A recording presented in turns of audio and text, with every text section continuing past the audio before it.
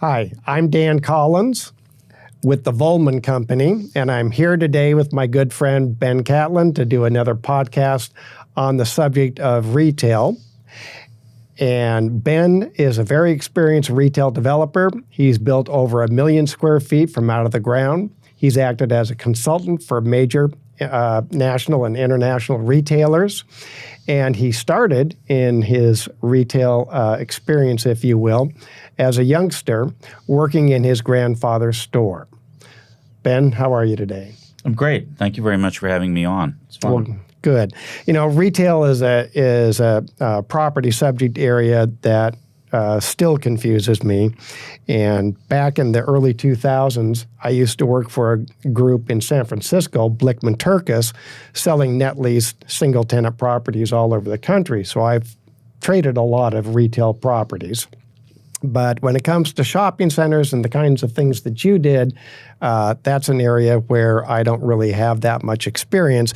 And looking at the retail sector today, I'm seeing that there's a lot of transformation, a lot of uncertainty. I guess that would be an understatement, huh?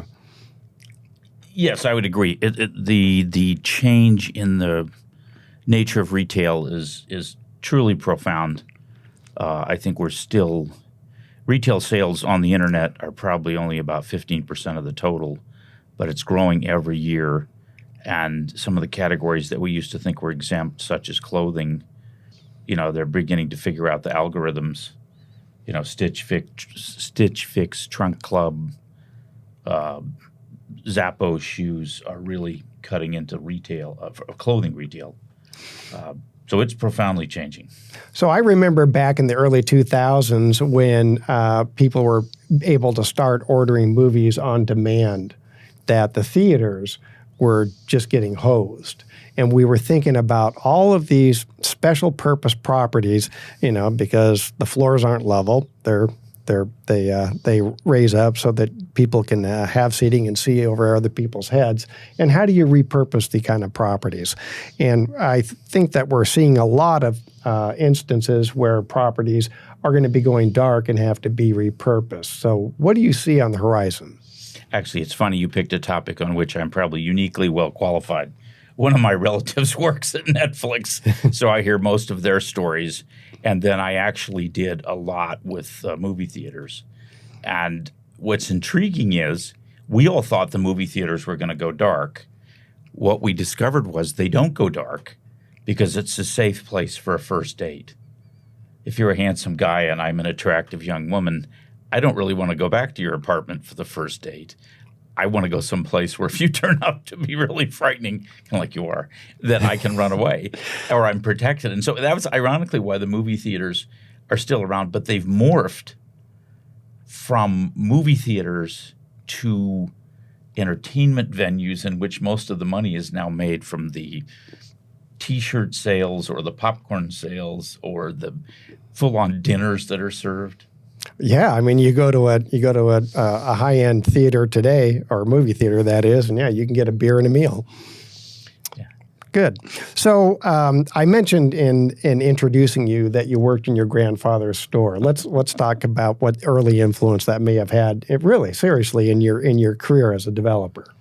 Oh, I'm sure it had every influence. My grandfather literally got out of the cotton fields on a baseball scholarship, and he never wanted to go back. And when his baseball career was over, he got into dry cleaning.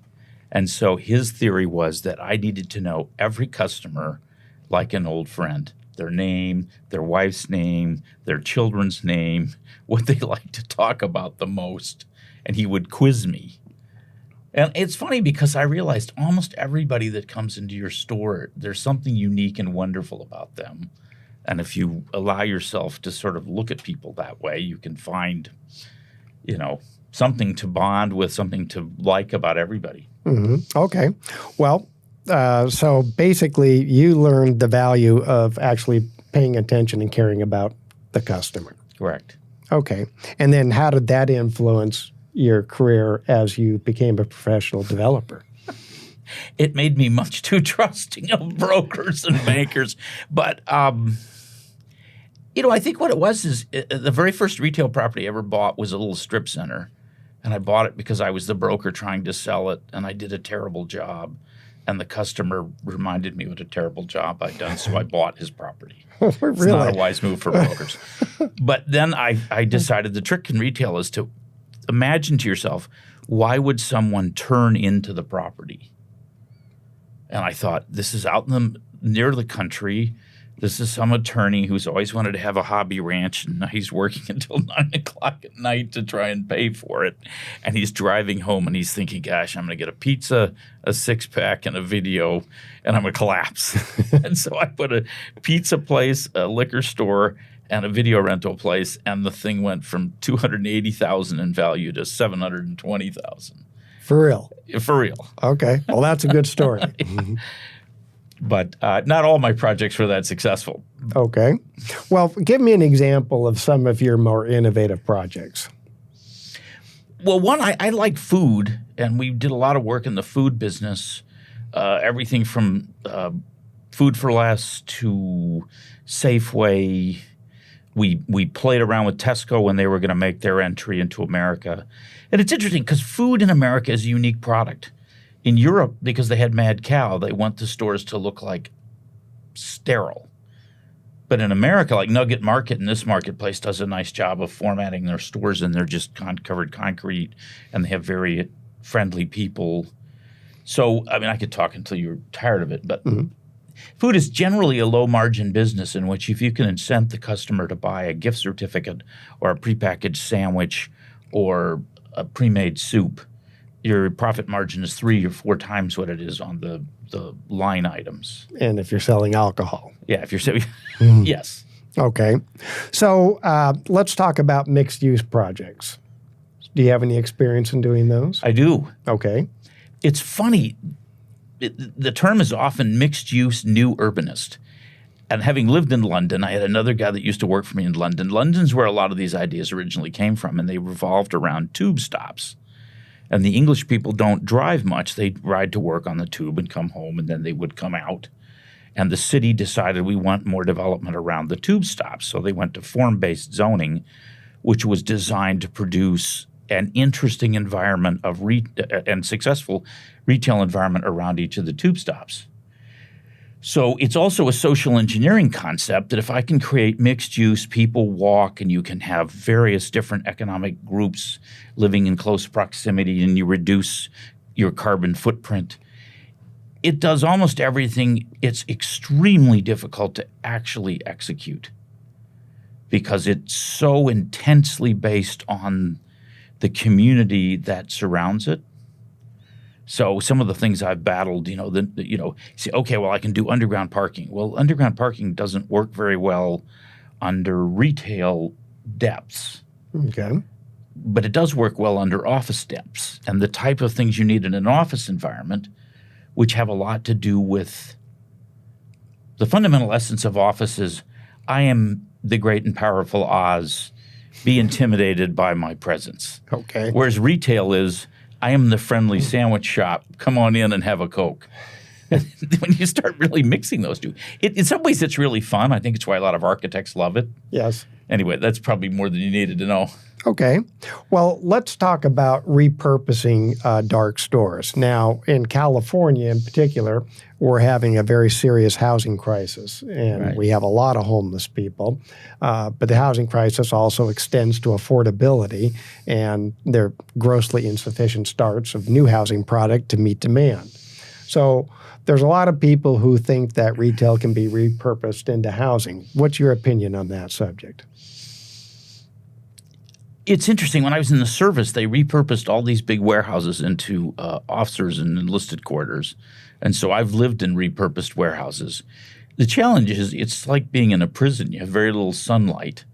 And the places where it worked, they actually cut these holes into the ceiling and created little courtyards so that you had sunlight. And then you would have a variety of residential units around those courtyards, and you could have a fountain there, or you could have a sitting area or something. That worked pretty well. Mm-hmm. And I think you're going to see, we're going to have so many stores closing that you're going to need something, and maybe that's part of it. The challenge with homelessness is, I think our concept of homelessness today is is politically driven and not necessarily relevant. I think, and I've been working with homeless issues nonstop every day, I think. The homeless are really not one group. Mm-hmm. They're 4 or 5 wildly different groups. And how would you characterize them? There's I would say about 20 to 25% are there but for a fortune. They're sort of like you and me, and both the husband and wife lost their job, and now they're just desperately trying to figure something out. Some good people going through they hard tend to be times. fairly responsible, and my heart always goes out to those people. I'm a sucker. The other 75%, you probably have 25% who are veterans who are suffering some traumatic psychological ailment, and that's generally combined with alcoholism or substance abuse. And then I would say the other 50% are generally some sort of alcohol, criminal, Mental poor health. mental health, poor life choices, don't like themselves. Right. In the mental health industry, I think that lack of housing contributes to the mental health crisis incredibly. But circling back to focus on the retail aspect of this, so you think that there actually is an opportunity to take big box stores and repurpose them into housing that actually would work? You could do it. You have to be very careful, and you have to be really innovative. It's going to take. You're going to need a. Like I looked at the Yuba Mall, the Woodland? Woodland Mall, Mm-hmm. and I remember driving up there and saying, "This Burlington coat factory is going to be a challenge because the parking field is not really set up for retail." But you could do it. I would say slightly different phrasing of your question. I think adaptive reuse is going to be a huge issue.